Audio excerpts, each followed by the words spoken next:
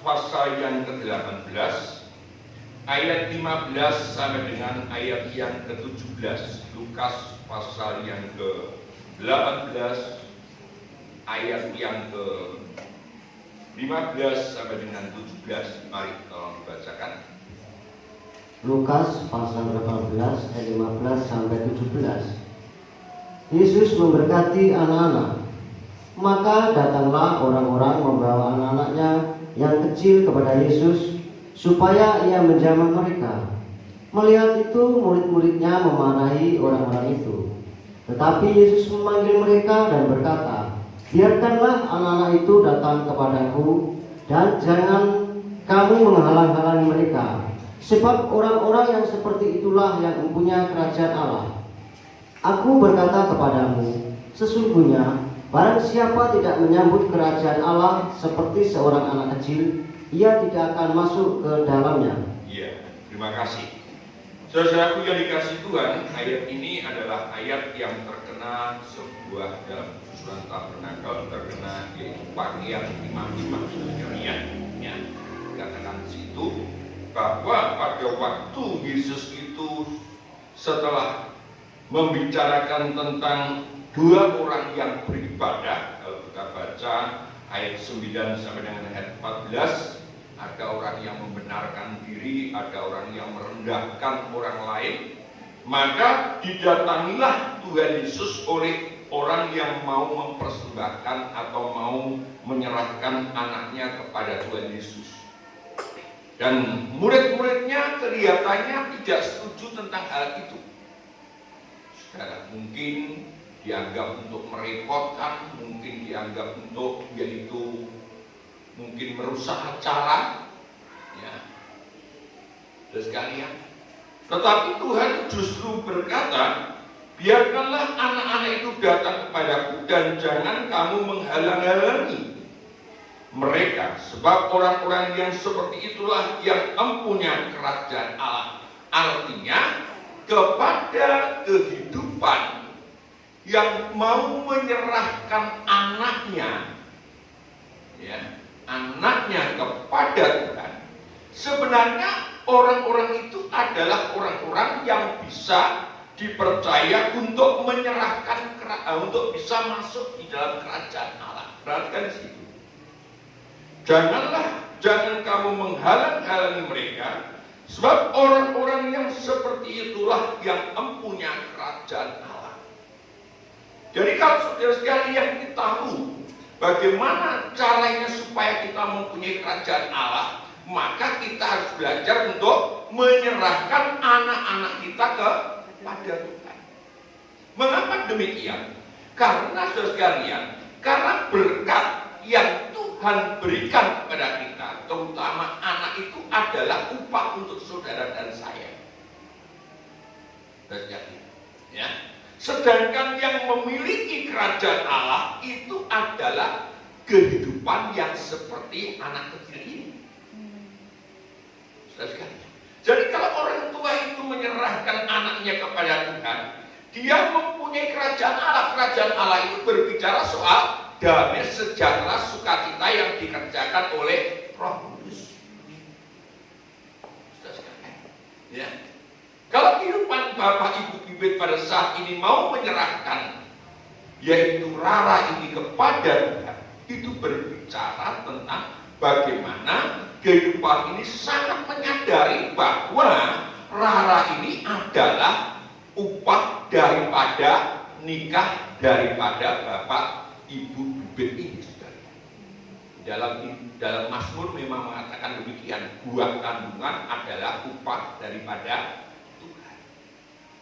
Dan kepada keluarga yaitu Bapak Bibit ini, keluarga ini dipercayakan. Perhatikan baik-baik ini, sekali. Dipercayakan untuk mengasuh, untuk merawat daripada anak Rara ini. Anak ini miliknya Tuhan, tetapi kepada kita yang sebagai orang tua ini dipercayakan.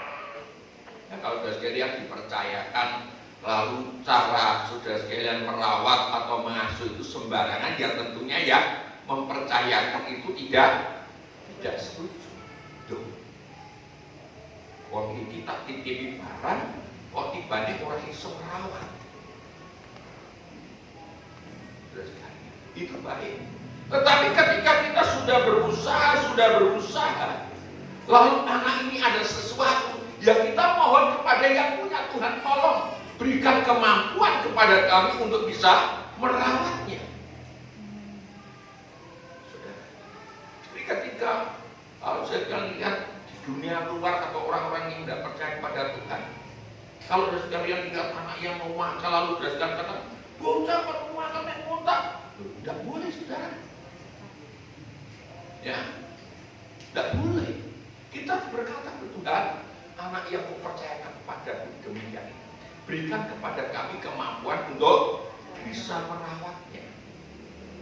Nanti Tuhan berikan hikmat kepada kita, cara kita untuk bisa mendidik dia, merawat dia. Nah, firman Allah katakan sini, aku berkata kepadamu, sesungguhnya barang siapa tidak menyambut kerajaan Allah seperti seorang anak kecil, ia tidak akan masuk ke dalamnya. Jadi ketika kita menerima anak kecil, kita menyambutnya, lalu kita memperoleh satu kehidupan, yaitu berhak untuk masuk di dalam kerajaan Allah. Mengapa? Setiap kali kita itu melihat anak kecil, maka sebenarnya adalah kesempatan kita untuk diingatkan Tuhan, biarlah kehidupan kita ini seperti anak kecil, bukan nakalnya, bukan belisnya, saudara. Tetapi anak kecil ini ada berbicara soal kerendahan hatinya. Di dalam Injil Matius, saudara sekalian, di dalam Injil Matius, coba kita lihat di dalam Injil Matius. Matius pasal yang ke-19, Matius pasal yang ke-19.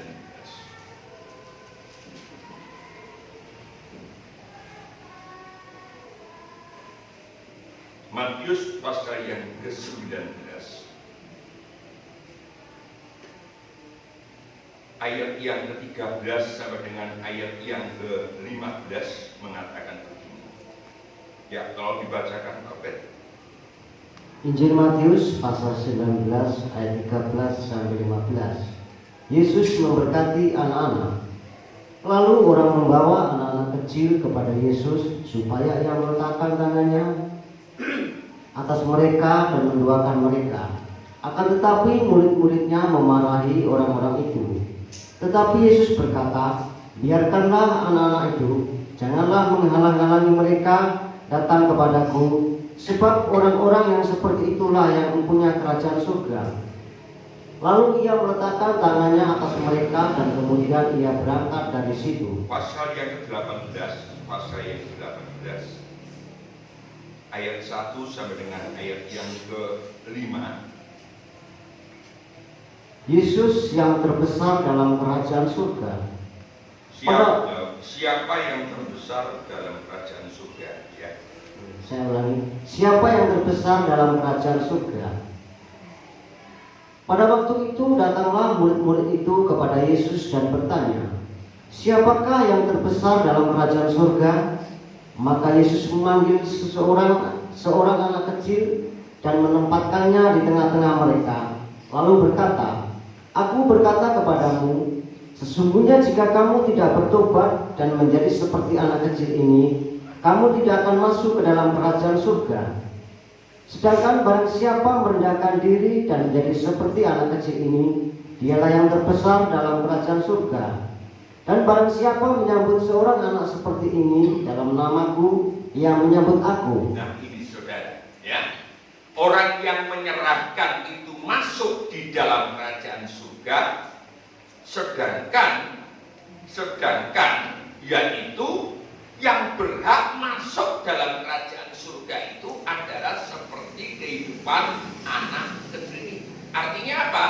Setiap kali saudara sekalian menyerahkan anak, setiap kali kita itu melihat anak kecil, kita diingatkan harusnya untuk masuk kerajaan surga kita harus merendahkan diri seperti anak kecil itu. Amin saudara. Mari kita belajar untuk tahun 2022 ini kita banyak merendahkan diri kepada Tuhan supaya kehidupan kita ini benar-benar bisa diberkati oleh Tuhan. Berbahagialah keluarga Bapak Ibu Bibit ini ya, yang sudah mengambil sikap untuk bisa menyerahkan anaknya kepada Tuhan pada pagi hari ini. Mari sidang jemaat silakan untuk berdiri dan kita akan doakan bersama-sama.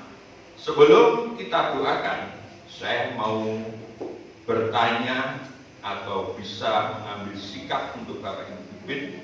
Ketika nanti Rara ini sudah mulai bisa yaitu beraktivitas lebih daripada hari-hari ini, apakah Bapak Ibu Bibit ini bersedia untuk membawa Rara ini tetap di dalam gereja untuk bisa mendapat didikan daripada Tuhan? Sedia? Ya, Tuhanlah yang menjadi saksi, Bapak Ibu Bibit yang bersama-sama dengan jemaat ini menjadi saksi. Mari sekalian kita akan doakan keluarga ini sekalian. Silakan, saya mohon Pak Sino, Pak Soeran bisa menjadi saksi, bisa di depan sini. Mari Pak Bibit bisa sujud dan beri.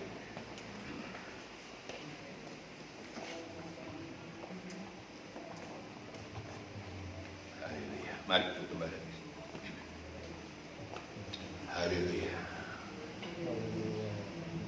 Kemurahan-Mu lebih dari hidup. Kemurahan-Mu lebih dari hidup. Bawa lidahku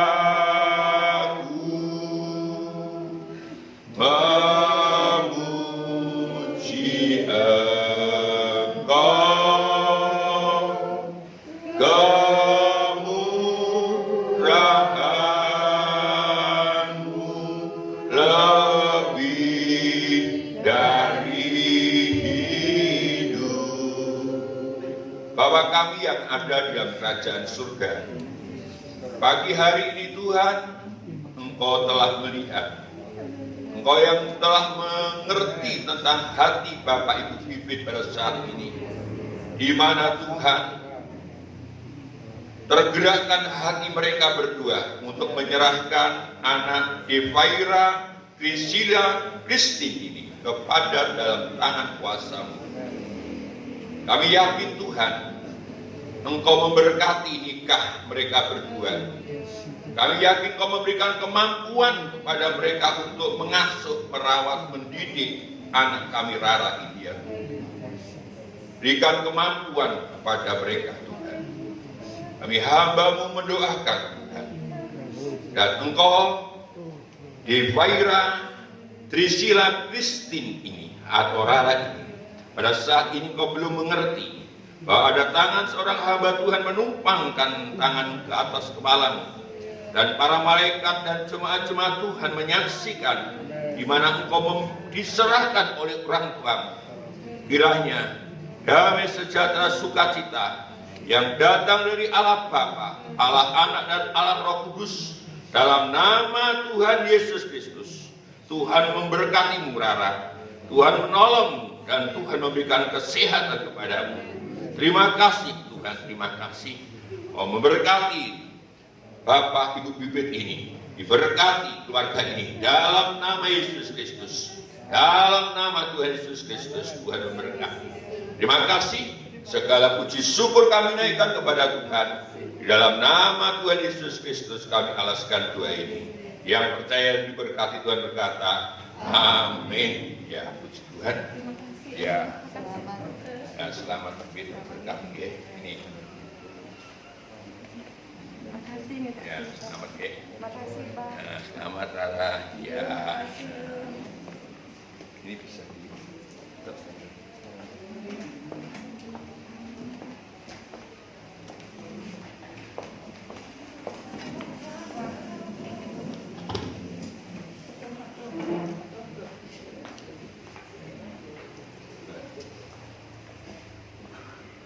Puji nama Tuhan, Bapak Ibu sekalian yang berbahagia. Kita akan meneruskan firman Allah saudara sekalian di tahun yang baru ini. Ya. Kita akan dengarkan firman Allah yang berkaitan pada minggu-minggu atau pada tahun yang lalu, yaitu tentang korban tabisan saudara sekalian. Jadi korban tabisan itu sekalian, kecuali yaitu 2 domba jantan dan lembu, masih ada yang disebutkan yaitu segumpal atau sekeping roti saudara sekalian, ya. Coba kita akan selesaikan tahun ini, setelah itu nanti kita akan menginjak kepada kitab yang lainnya, karena Efesus sudah juga kita periksa bersama-sama, dan kita pada hari-hari yang lalu itu memeriksa yaitu korban tabisan dan pakaian daripada para imam. Sekarang kita akan menginjak yang terakhir sekalian, dalam Keluaran pasal yang ke-29 ayat 23 sampai dengan ayat yang ke-25. Keluaran pasal yang ke-29 ayat yang ke-23 sampai dengan 25. Mari kita bacakan. Keluaran pasal 29 ayat 23 sampai 25.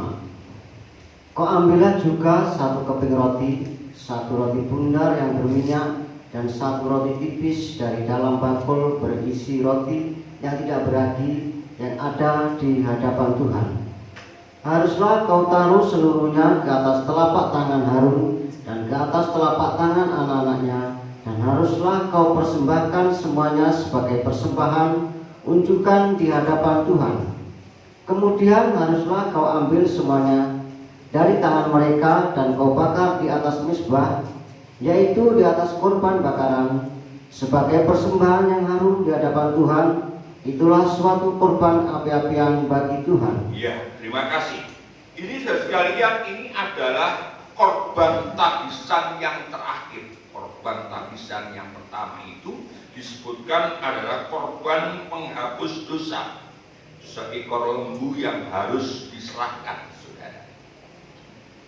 Lalu korban yang kedua adalah domba jantan yang tidak bercela yang pertama, disebutkan korban penyerahan.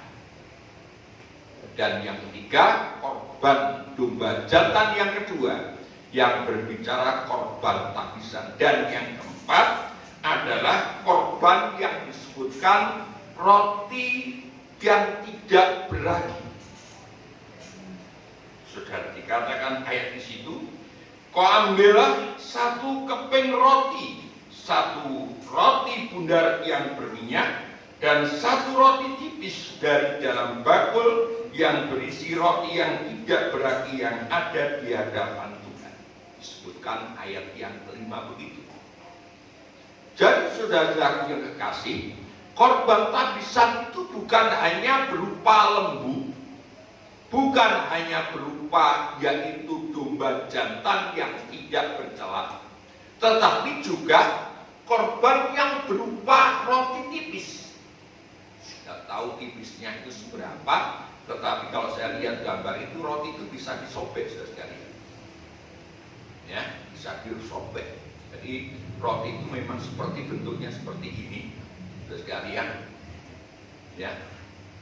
Dan kebanyakan roti di sana itu roti yang dipanggang. Ada yang digoreng, ada yang dipanggang. Tetapi dikatakan ayat itu merupakan persembahan yang berbau harum di hadapan Tuhan. Itu adalah korban api-apian bagi Tuhan. Kita baca ayat yang ke-18, ayat yang ke-18. Keluaran pasal yang ke-29 ayat yang ke-18. Ayat yang ke-18. Kemudian haruslah kau bakar seluruh domba jantan itu di atas mezbah.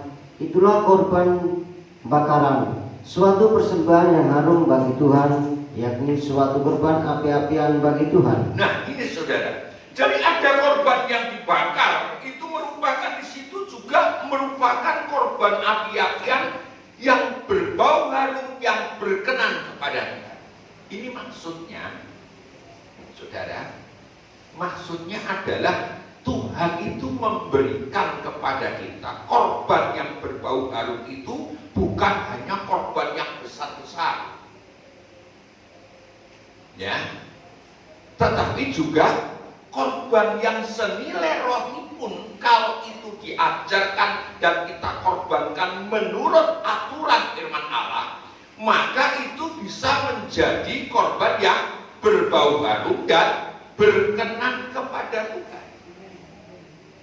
Saudara, banyak kehidupan ini yang terjebak di sini ini, saudara. Ya, dan sekalian, banyak kehidupan yang terjebak di sini. Aku tidak bisa memberikan korban yang besar, sehingga dia tidak mau berbuat itu. Saudara, korban itu dinilai Tuhan bukan besarnya, saudara. Ya, sekali lagi saya katakan, korban yang berbau harum dan menjadi korban api-apian bagi Tuhan itu bukan karena besarnya nilainya korban itu. Kalau memang bisa besar ya tidak masalah. Ya, jangan kalau sudah punya besar lalu mempersembahkan yang kecil, salah juga. Saudara. Tetapi nilai sebuah korban yang berbau harum dan merupakan korban api-apian bagi Tuhan itu adalah nilainya jikalau kita melakukannya sesuai dengan apa yang dikatakan firman Tuhan. Jadi korban yang benar itu berasal dari hati. Hati yang dikerjakan firman Allah, disitulah korban itu menjadi berkenan kepada Tuhan. Walaupun korban ini sekalian seperti ini, ya, ini adalah dia tidak punya, yaitu mungkin kantong kolektor, lalu dia memakai seperti ini juga sekalian. Ya, ini persembahan seorang janda yang miskin. Di dalam Injil Markus disebutkan ada orang yang mempersembahkan banyak, ada janda yang mempersembahkan hanya 2 duit. Sudah sekali. Tuhan melihat dan Tuhan memperhatikan justru yang persembahan janda itu yang berkenan. Dari sini kita bisa melihat betapa indahnya kalau saudara sekalian ini mempersembahkan sesuatu itu berkenan kepada Tuhan. Saudara sekalian, ya. Jadi kita bisa melihat sekarang ini anak saya, kemarin saya lihat ada foto anak saya, foto cucu saya ketika dia masukkan kotak itu sekalian. Ini pun juga kalau dilakukan dengan dasar yang benar, saya percaya persembahan itu berkenan. Biasanya bila masuk itu sekarang saya cari kemarin mau tidak ada ya. Di sini foto di butuh baik. Kita baca di dalam Mazmur pasal yang ke-51. Mazmur pasal yang ke-51.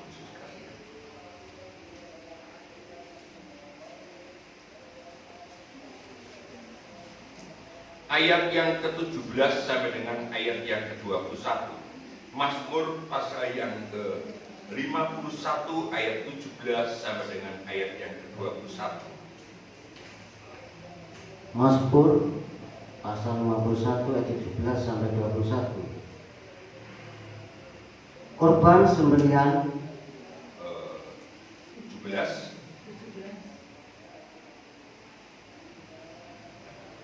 Ya Tuhan, bukalah bibirku supaya mulutku memberitakan puji-pujian kepadamu. Sebab Engkau tidak berkenan kepada korban sembelihan, sekiranya persembahkan korban bakaran, Engkau tidak menyukainya. Korban sembelihan kepada Allah ialah jiwa yang hancur, hati yang patah dan remuk, tidak akan Kau pandang hina, ya Allah. Lakukanlah kebaikan kepada Sion menurut kerelaan hatimu, bangunkanlah tembok-tembok Yerusalem. Maka Engkau akan berkenan kepada korban yang benar, korban bakaran dan korban yang terbakar seluruhnya. Maka orang akan mengorbankan lembu jantan di atas mezbahmu. Nah ini saudara perhatikan di sini. Firman Allah katakan Raja Raja Daud mengatakan di dalam ayat yang pertama, katakan temanya pengakuan dosa. Ya. Jadi Raja Daud mengatakan di sini supaya dia bisa menyaksikan betapa indahnya Tuhan itu berbuat bagi dia. Ya, katakan korban yang berkenan itu bukan korban sembelihan, bukan korban bakaran, tetapi korban yang berkenan adalah jiwa yang hancur, hati yang patah dan remuk itu yang diperhatikan Tuhan. Sekali lagi, bukan berarti nek ngono aku gak sak korban, bukan begitu. Karena hati yang dikerjakan oleh firman Allah, dia pasti bisa memberikan persembahan kepada Tuhan. Jadi Tuhan itu melihat dari hati kita, saudara. Ya. Dari hati yang mau dikerjakan firman Allah, disitulah kita akan bisa melakukan persembahan-persembahan, dan itu merupakan korban yang berkenan kepada Tuhan. Hati yang mau dididik oleh firman Allah, hati yang mau ada penyesalan karena dosanya, di situ Tuhan akan memberkati. Bahkan firman Allah katakan di situ, lakukanlah kebaikan kepada Sion menurut kerelaan hati. Kalau saudara sekalian sudah memberikan persembahan kepada Tuhan dengan cara yang berkenan, maka Tuhan juga akan melakukan kebaikan-kebaikan kepada kita semuanya. Tadi malam firman Allah ini juga saya beritakan kepada kaum muda. Ya. Jadi ini berasal dari kehidupan kita. Dan di dalam Yesaya dikatakan Tuhan memulihkan keadaan kita kalau hati kita, hati yang tidak taat ini bersedia diganti dengan hati yang taat.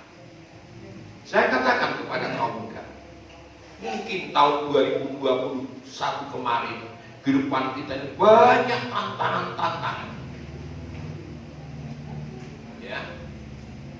Seperti kesaksian daripada Bu Prapto, seperti Bu Wisti, dan juga keluarga-keluarga yang lain bersaksi. Tahun 2021 merupakan tantangan yang luar biasa, seperti juga kesaksian daripada pusaka.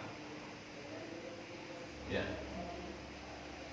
Tetapi kalau saudara sekalian masih diberi kesempatan untuk masuk tahun 2022 ini, marilah kita kembali supaya siapa tahu kalau dengan kita ini memberikan persembahan yang benar, maka Tuhan memulihkan keadaan kita, saudara. Iya. Ya. Ini memang rencana Tuhan dalam kehidupan kita, bukan hanya saudara. Ya. Dunia pada hari-hari yang lalu sampai hari ini masih terkena yang namanya suasana pandemi. Tetapi bagi kehidupan saudara sekalian yang mempunyai hati yang hancur, hati yang sungguh-sungguh mau diperbaiki Tuhan, maka firman Allah katakan di sini, Tuhan akan berbuat kebaikan kepada Sion, dan Sion itu merupakan kehidupan sidang jemaat yang dikasihi Tuhan. Tuhan katakan di sini, bangunkanlah tembok-tembok Yerusalem, artinya Tuhan melindungi kita.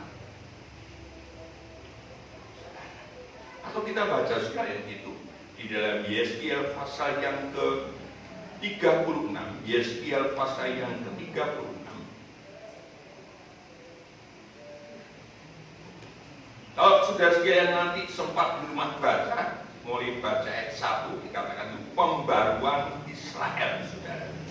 Kita baca ayat yang ke-25 sampai dengan ayat yang ke-30.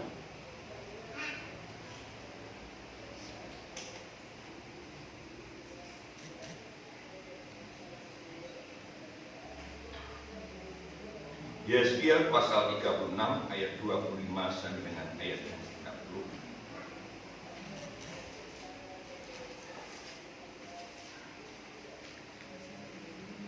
30. Yesaya pasal 36. Ya.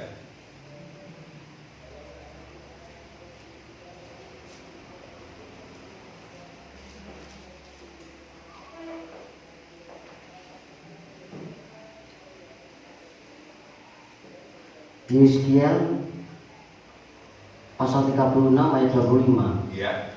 Aku akan mencurahkan kepadamu air jernih yang akan mentahirkan kamu dari segala kenajisanmu, dan dari semua berhala-berhalamu aku akan mentahirkan kamu.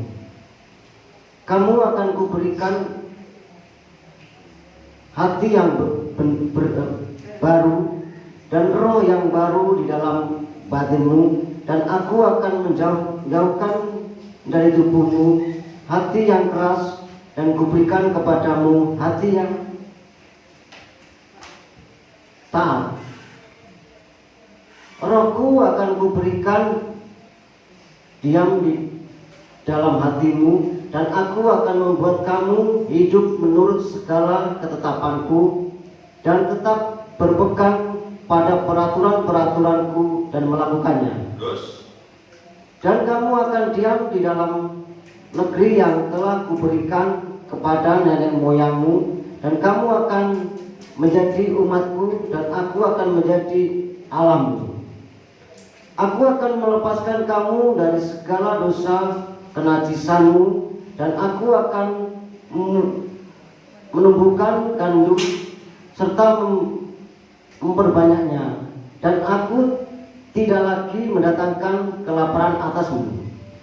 Aku juga memperbanyak buah pohon-pohonmu dan hasil ladangmu, supaya kamu jangan lagi menanggung noda kelaparan di tengah bangsa-bangsa. Nah ini saudara perhatikan, ya, bangsa Israel adalah bangsa yang sangat keras sekali.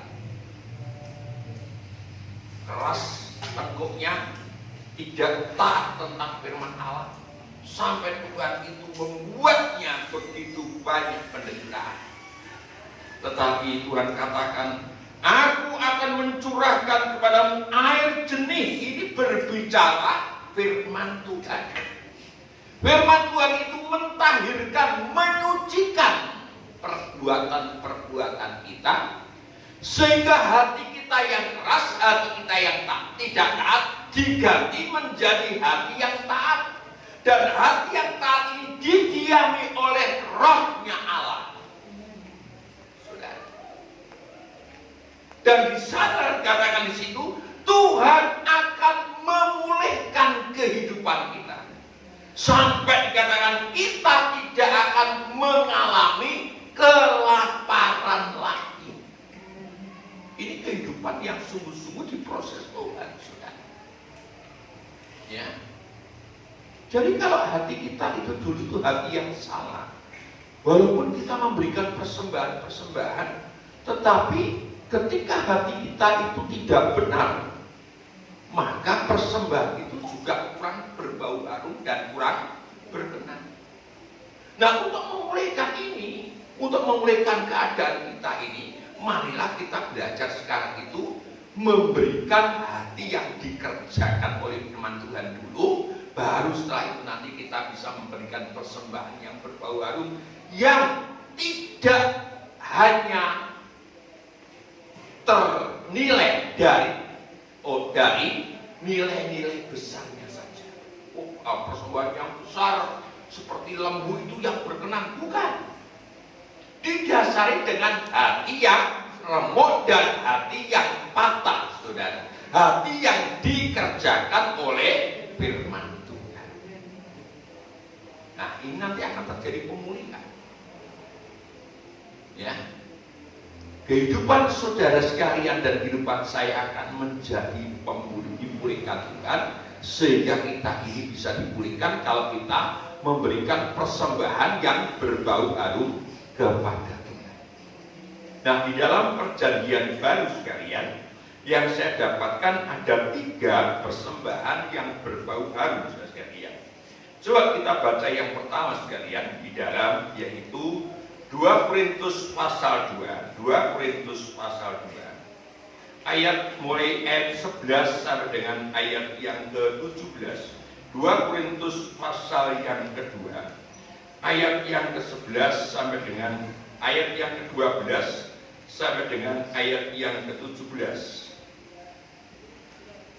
2 Korintus pasal 2 ayat 12 sampai 17. Kecemasan dan kelegaan Paulus di Troas dan di Makedonia.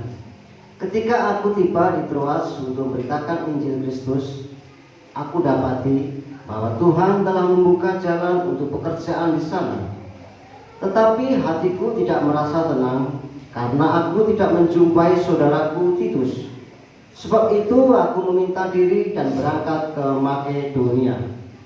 Tetapi syukur bagi Allah yang dalam Kristus selalu membawa kami di jalan kemenangannya. Dengan perantaraan kami ia menyebarkan keharuman pengenalan akan Dia di mana-mana.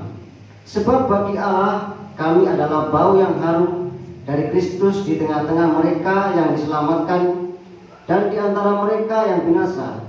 Bagi yang terakhir kami adalah bau kematian yang mematikan, dan bagi yang pertama bau kehidupan yang menghidupkan.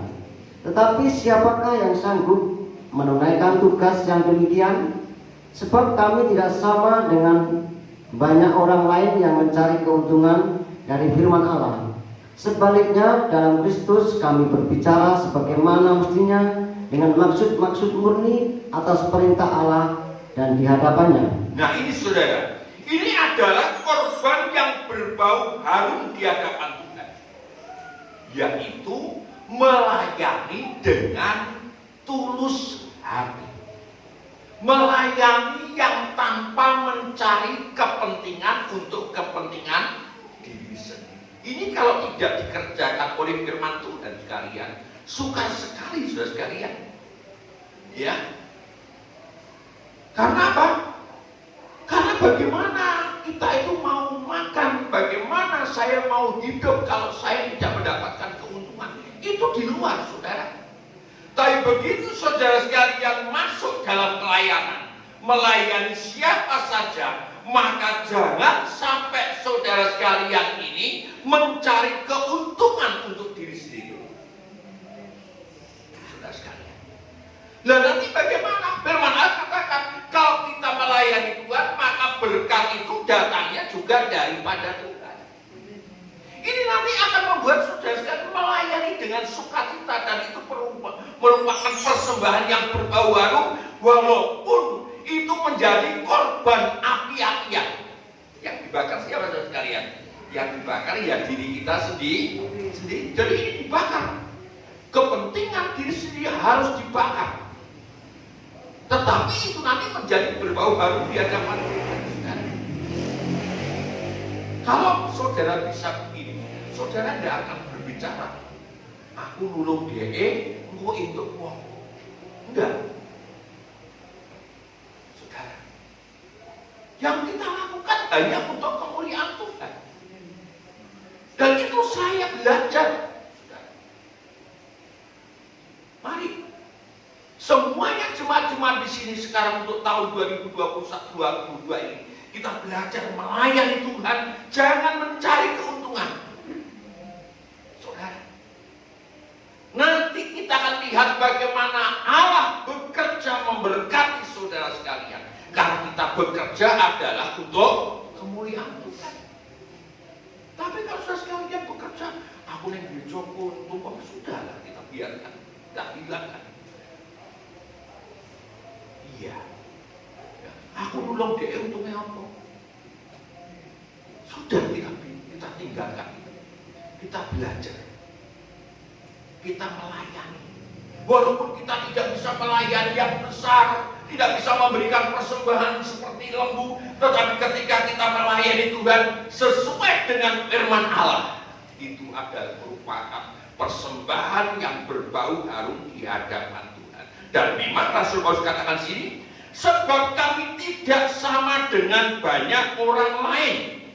Memang yang melayani seperti ini tidak seperti kebanyakan orang.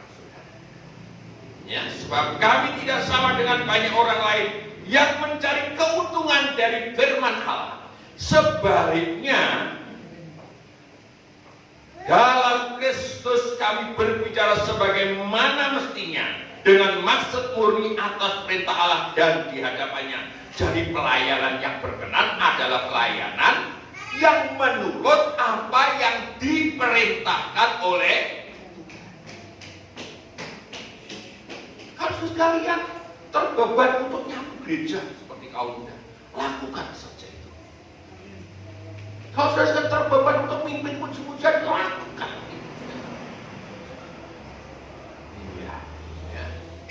Kalau sedang terbeban untuk menolong orang lain, lakukanlah itu. Tanpa harus berbicara untuk eo. Walaupun mungkin itu juga merupakan satu kerugian saudara. Dan memang kita harus dibakar saudara. Keuntungan diri harus kita bakar.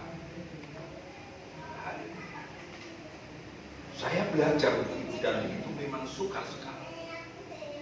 Tapi puji nama Tuhan, keluarga kita, keluarga saya itu banyak mendukung dalam hal ini. Iya, ya. Jangankan saudara, ibu gembala, anak saya saja melihat itu, bapak itu gambir, kesel, ronor ini.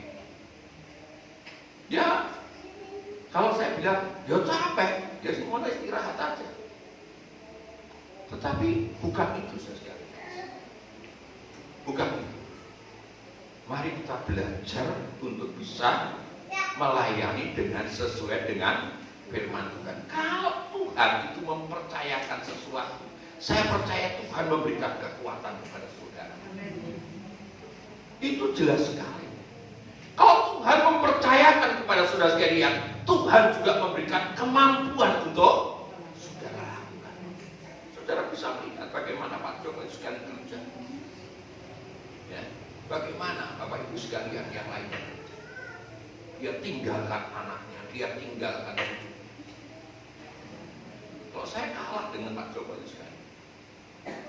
Tapi mari semuanya mengarah untuk kemuliaan Tuhan. Kemuliaan Tuhan itu tidak mencari. Tidak mencari, yaitu sesuatu yang harus menjadi keuntungan. Ini yang pertama sekalian. Yang kedua sekalian, kita lihat di dalam Efesus pasal yang kelima. Efesus pasal yang kelima, ayat 1 dan ayat 2. Efesus pasal yang kelima, ayat 1 dan ayat yang kedua. Efesus pasal 5 ayat 1 sampai 2. Hidup sebagai anak-anak terang. Sebab itu jadilah penurut-penurut Allah seperti anak-anak yang kekasih, dan hiduplah di dalam kasih sebagaimana Kristus Yesus juga telah mengasihi kamu dan telah menyerahkan dirinya untuk kita sebagai persembahan dan korban yang harum bagi Allah. Tetapi percabulan dan rupa-rupa kecemaran atau keserakahan disebut saja pun jangan di antara kamu, sebagaimana sepatutnya bagi orang-orang kudus. Demikian juga perkataan yang kotor, yang kosong, atau yang sembrono, karena hal-hal ini tidak pantas, tetapi sebaliknya ucapkanlah syukur. Ya, terima kasih. Perhatikan sekalian. Ayat yang pertama katakan, hidup sebagai anak-anak terang, sebab itu jadilah penurut-penurut Allah seperti anak-anak yang kekasih, dan hiduplah di dalam kasih sebagaimana Kristus juga telah mengasihi kamu dan telah menyerahkan dirinya untuk kita sebagai persembahan dan korban yang berbau harum bagi Allah. Jadi yang kedua, korban persembahan yang berbau harum itu adalah kita mencontoh Tuhan Yesus di dalam hal mengasihi.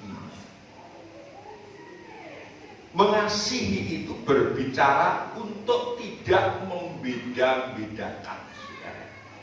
Itu kasihnya Yesus. Firman Allah katakan, karena demikian besarnya kasih Allah akan dunia. Dunia itu tidak hanya Sarongan, saudara. Dunia itu tidak hanya Banyuwangi. Dunia ya dunia. Jadi Tuhan itu mengasihi dunia. Tetapi hanya orang-orangnya yang kadang-kadang ada yang mau terima atau tidak. Kita di dalam mengasihi itu harus begitu juga. Kita mengasihi, jangan sampai saudara sekalian ini membeda-bedakan. Itulah namanya kasih Kristus yang benar. Dan itu merupakan persembahan yang berbau harum di hadapan Tuhan, saudara. Apakah mudah? Suka. Seringkali kan kita berkata, "Wong kamu loh." Sebenarnya ketika kita itu berbicara "wong kamu", itu namanya juga sudah kita membedakan, saudara. Iya. Ya.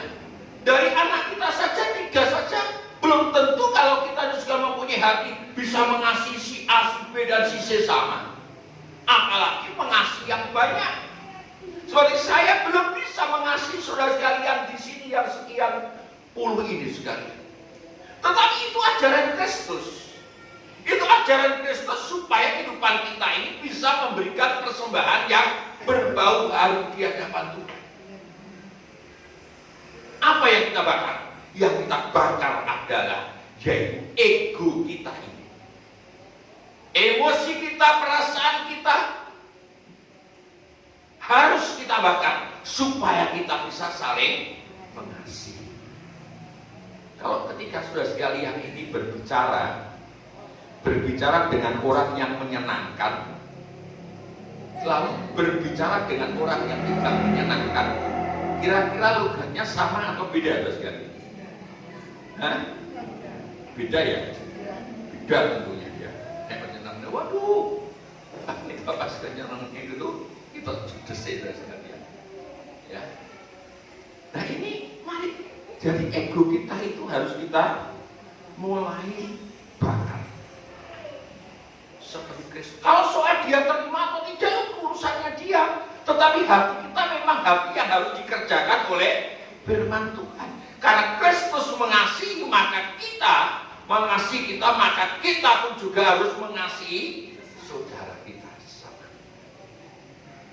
Jadi yang pertama, mari kita melayani Tuhan tanpa motivasi untuk mencari keuntungan diri sendiri. Yang kedua, mari kita belajar mempraktekkan kasih tanpa melihat siapa yang harus kita kasih. Saudara sekalian. Dan yang ketiga sekalian, kita baca dalam Filipi pasal yang keempat. Filipi pasal yang keempat. Ayat yang ke-10 sampai dengan ayat yang ke-8 sampai dengan ayat yang ke-20. Sudah sekalian. Filipi pasal yang keempat ayat 10 sampai dengan ayat yang ke-20. Terima kasih atas pemberian jemaat. Nah, terima kasih atas pemberian jemaat ini Rasul Paulus berkata, terima kasih atas pemberian jemaat. Coba Rasul Paulus beri apa tuh? Mari silakan. Aku sangat bersuka cita dalam Tuhan bahwa akhirnya pikiranmu dan perasaanmu bertumbuh kembali untuk aku. Memang selalu ada perhatianmu, tetapi tidak ada kesempatan bagimu. Kukatakan ini bukanlah karena kekurangan, sebab aku telah belajar mencukupkan diri dalam segala keadaan. Aku tahu apa itu kekurangan dan aku tahu apa itu kelimpahan. Dalam segala hal dan dalam segala perkara tidak ada sesuatu yang merupakan rahasia bagiku, baik dalam hal kenyang maupun dalam hal kelaparan, baik dalam hal kelimpahan maupun dalam hal kekurangan. Segala perkara dapat kutanggung di dalam Dia yang memberi kekuatan kepadaku. Namun baik juga perbuatanmu bahwa kamu telah mengambil bagian dalam kesusahanku. Kamu sendiri tahu juga, hai orang-orang Filipi, pada waktu aku baru mulai mengabarkan Injil, ketika aku berangkat dari Makedonia, tidak ada satu jemaat pun yang mengadakan perhitungan hutang dan piutang dengan aku selain daripada kamu. Karena di Tesalonika pun kamu telah 1-2 kali mengirimkan bantuan kepadaku. Terus ayat 17 perhatikan saudara sekalian. Tetapi yang kuutamakan bukanlah pemberian itu, melainkan buahnya yang makin membesar keuntunganmu. Kini aku telah menerima semua yang perlu daripadamu, malahan lebih daripada itu, Aku berkelimpahan karena aku telah menerima kirimanmu dari Epafroditus, suatu persembahan yang harum, suatu korban yang disukai dan yang berkenan kepada Allah. Allahku akan memenuhi segala keperluanmu menurut kekayaan dan kemuliaannya dalam Kristus Yesus. Dimuliakanlah Allah dan Bapa kita selama-lamanya. Ya, amin. terima kasih. Jadi ceritanya sekalian, Rasul Paulus sedang di penjara dan orang-orang Filipi ini mengirimi berkat-berkat. Ya, sekalian kalau kalian tahu di penjara, ya, ini pengalaman. Saya beberapa kali masuk ke LT sana dan terakhir hari-hari ini saya masuk ke LT sana untuk mengurus suratnya Pak Umi. Ya, ketika saya pernah diajak masuk, ya Pak Misdi, mungkin pengalaman Pak Misdi ya. Di sana kira-kira tidurnya enak apa tidak Pak Misdi? Enggak. Jadi kalau tidur sekalian saya lihat itu satu kamar itu isinya buahnya gitu Pak Misdi ya. Jadi kalau sudah selonjor itu sekalian mau narik itu nggak bisa saudara sekalian. Ya, makanya jangan sampai saudara sekalian mempunyai pikiran untuk ke sana gitu teman-teman saya. Ya, kecuali kalau bos-bos itu bisa nyewa kamar. Saya pernah juga sekalian ketika dia itu melihat atau dia itu ikut ngurus namanya Pak Wira itu yang tempatnya kita beli AC-nya sekalian. Karena dia bos, dia itu tempatnya seorang sidang jemaat Filipi. Tetapi Rasul Paulus katakan di sini ayat 17, tetapi yang utamakan bukan pemberian itu.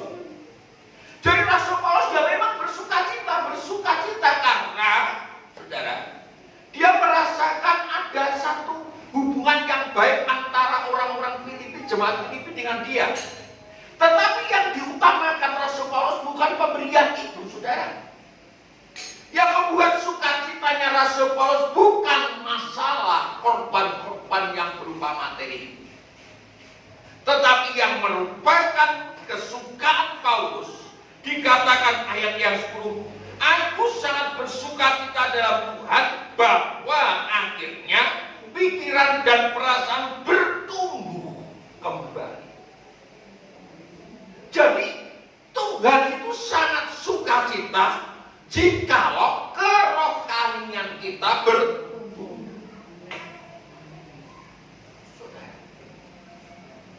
itu yang harus kita lakukan supaya kita bisa mempersembahkan sesuatu kepada Tuhan. Saya katakan, uang ya oke lah, persembahan ya oke lah. Tetapi sebagai hamba Tuhan dan juga Tuhan sangat bersukacita jikalau rohani saudara sekalian bertumbuh di dalam Tuhan.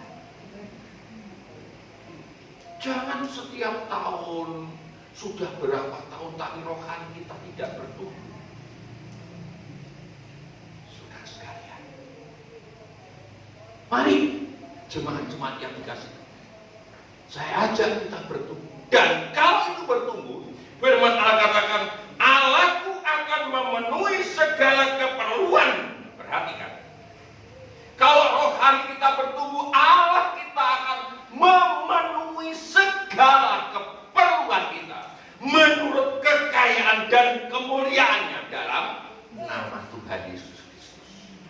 Rohani yang bertumbuh itu luar biasa, saudara. Saya sangat percaya akan hal ini.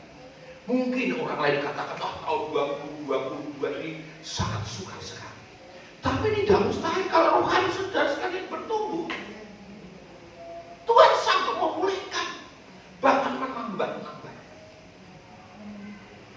Kita lihat di dalam Injil Lukas pasal yang ke-18 tadi sekalian. Injil Lukas pasal yang ke-18. Ayat 9 sampai dengan ayat yang ke-14. Injil Lukas pasal yang ke-18 ayat 9 sampai dengan ayat 14. Perumpamaan tentang orang Farisi dengan pemungut cukai. Dan kepada beberapa orang yang menganggap dirinya benar dan memandang rendah semua orang lain, Yesus mengatakan perumpamaan ini. Ada dua orang pergi ke bait Allah untuk berdoa. Yang seorang adalah Farisi dan yang lain pemungut cukai.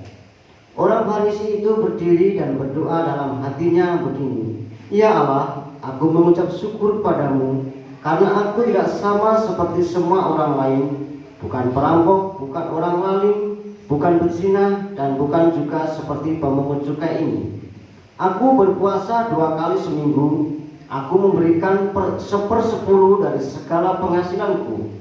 Tetapi pemungut cukai itu berdiri jauh-jauh, bahkan ia tidak berani menengadahkan ke langit, melainkan ia memukul diri dan berkata, "Ya Allah, kasihanilah aku orang berdosa ini." Aku berkata kepadamu, orang ini pulang ke rumahnya sebagai orang yang dibenarkan Allah, dan orang lain itu tidak. Sebab barang siapa meninggikan diri, ia akan direndahkan, dan barang siapa merendahkan diri, ia akan ditinggikan. Nah, perhatikan saudara. Baru setelah itu Tuhan berbicara tentang penyerahan seorang anak ini. Jadi kita bisa lihat di sini betapa dahsyatnya kalau kehidupan saudara dan saya ini bisa mengambil sikap seperti pemungut cukai. Orang Farisi mengatakan, "Aku tidak sama seperti orang ini. Aku tidak sama seperti semua orang lain." Ya, kelihatannya baik, saudara. Tetapi dia tidak tahu bahwa Tuhan menilai bukan karena luarnya, bukan karena besarnya persembahan. Tuhan menilai adalah hati yang mau bersedia dikerjakan oleh firman Tuhan. Dengan Tuhan katakan, kalau orang ini yang kurang, maka yang dibenarkan adalah si pemungut cukai. Kalau sudah benar, maka persembahannya tentunya benar, saudara. Iya. Kalau kehidupan saudara sekalian mau bersedia dikerjakan firman Allah, maka saya percaya apa yang kita lakukan nanti pasti benar. Melayani dengan benar, lalu kita bisa mengasihi dengan benar, dan pertumbuhan rohani kita itu semakin jelas benar. Yaitu tidak gampang menghakimi yang lainnya. Sehingga firman Allah katakan sini, Allah akan memenuhi setiap kebutuhan kita menurut kekayaan dan kemuliaan. Nama Tuhan dipermuliakan. Mari tahun 2022 ini kita rubah sikap kita untuk bisa menyenangkan hatinya Tuhan, saudara.